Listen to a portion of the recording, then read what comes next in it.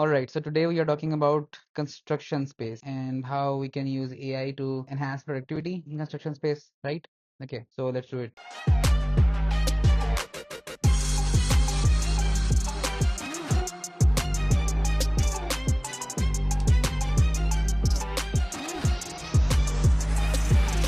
All right, so today we are talking about construction space and how we can use technology and AI to enhance productivity, improve the revenue, and improve the revenue per employee as well. This is actually a very interesting topic, to be honest, because we are working with some customers in the construction space and we have seen the potential that the industry has. So, based on what I have observed, there are two kind of companies in construction space. One of them that are using technology, but not using the data that is being generated by the technology, and then the second one are the ones that don't use technology at all.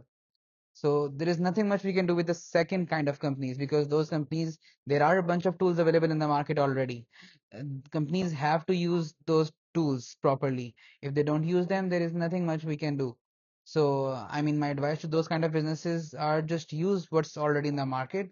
So you know if those tools are good for you. You know if you need those tools or something better. But let's come to the kind of companies who are using some tools. So one of the example is most of the companies are good enough that they record all the calls that are happening in their companies, like all the inbound calls. Their customers call them, their leads call them, they record that data. There are thousands of tools to record the data. There is Podium and there is Intercom. All of these tools are industry grade. They record the calls, transcribe them, and you have all of that data. Now, one of the problem that we saw early on when we entered the field is companies have this data, but they do not use this data at all. The data is just lying there, it's sitting there in the hopes that someday we will just look at the data and get some insights about our customers. No one has ever looked at that data. We save that data in the hopes that we will use it to train our upcoming employees. But then no one ever has the time to transcribe all of the data, to read all of the information that is being recorded. So how do we make use of it? It was complex before the AI era, but now after AI, it's very, very easy. You can just feed all of this data. You can take all of that information, the months and months and years of data.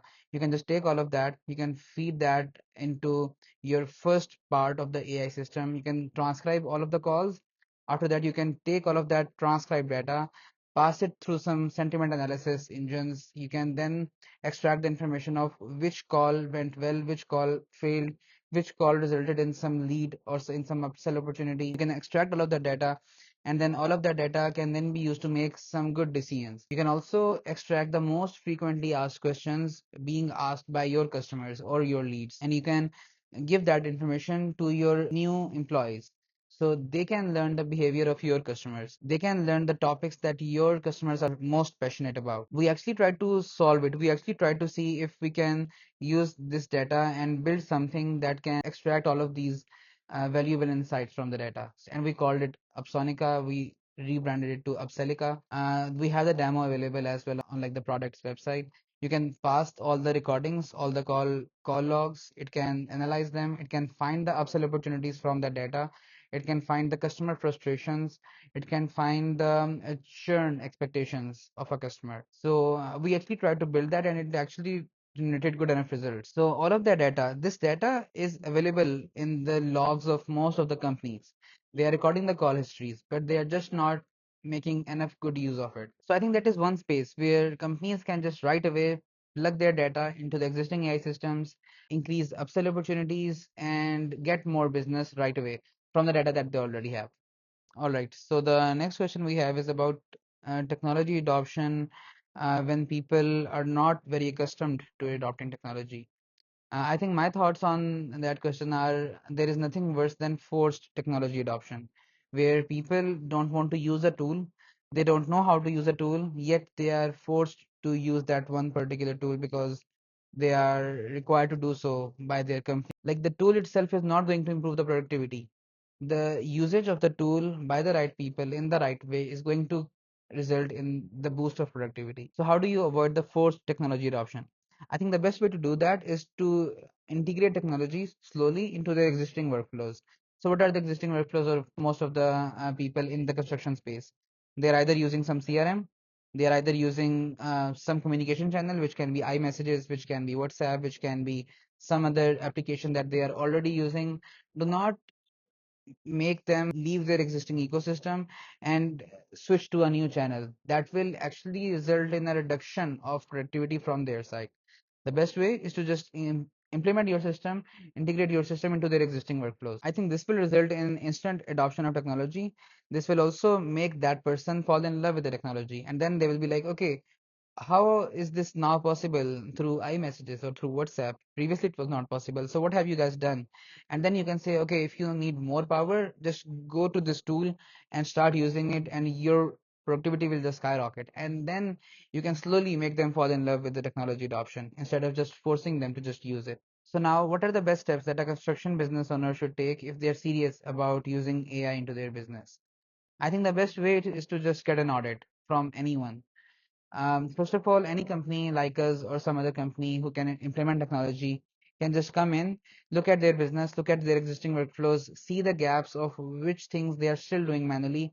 And I can guarantee that any company, even our company, is still doing some things that we can just automate using AI. And the reason we don't do it is because we don't prioritize it that much. So every business has those gaps that can be easily replaced by some AI agents. And then the productivity can increase.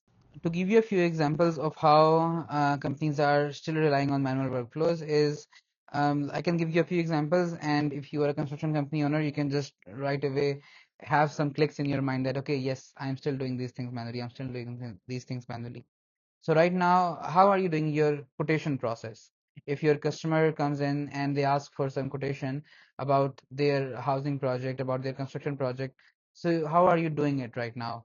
You probably have some Excel sheets. The Excel sheets has list of all of your products, all of your rates, all of your measurements, and then you have a guy sitting there who can cross match the requirements with the data in the Excel sheet and then compile that in form of a code. Now that one particular person who has the knowledge of where all the spreadsheets are, where all the pricings are, he can just go in and create the quotation right away, but it will still take him time to create the quotation.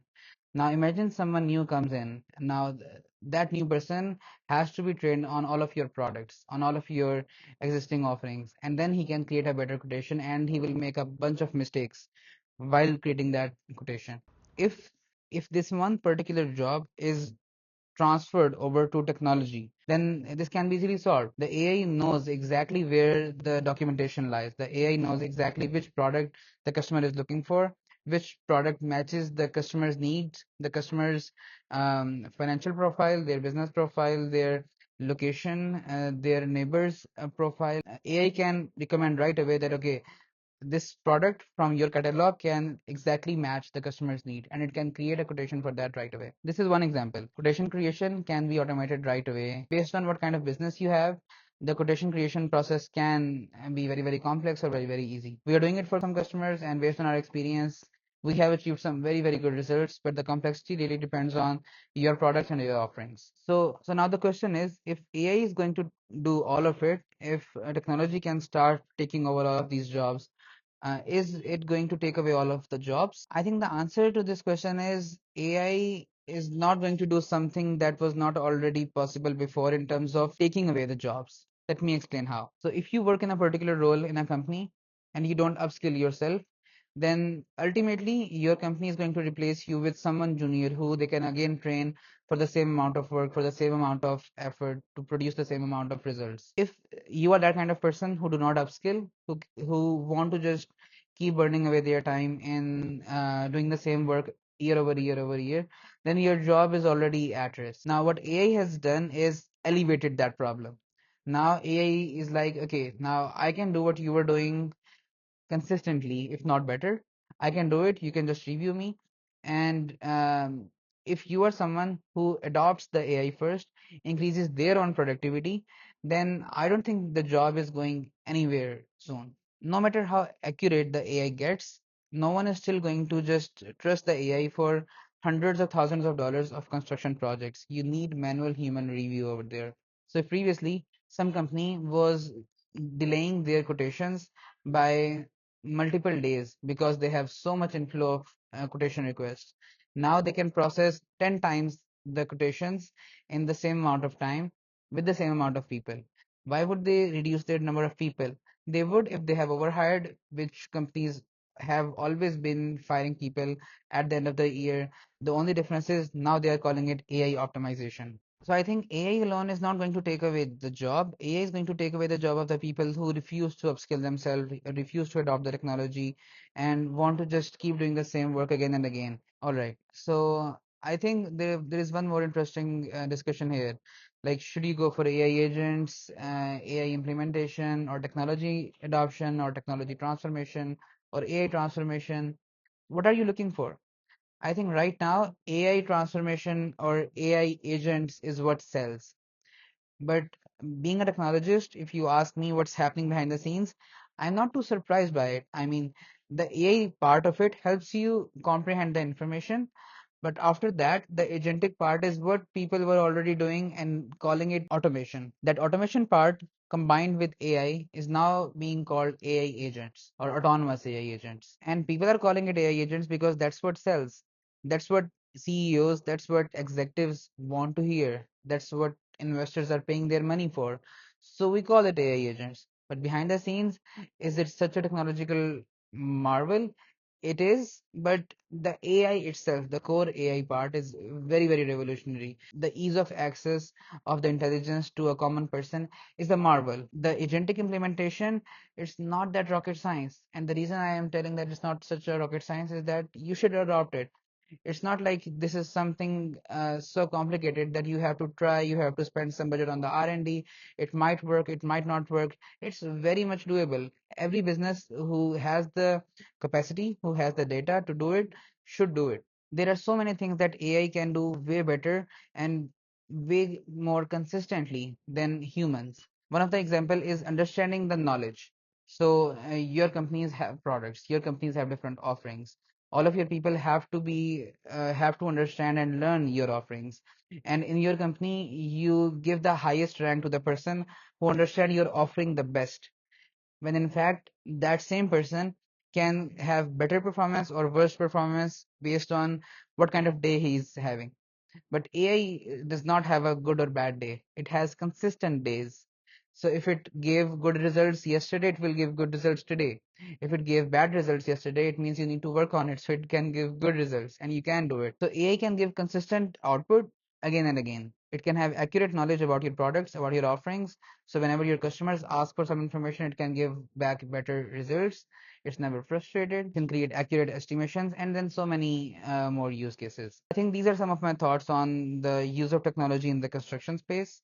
I think there are huge, huge opportunities. There are so many ways we can use technology in the construction space and improve the productivity, make the lives of the people easier, help them upskill themselves to the next level. So if they were stuck in some kind of job that was letting them not upskill themselves, now they can do it. Now they can just let AI do the grunt work, move to a better place, move to a better position in the company, do more high value work that can generate more business value.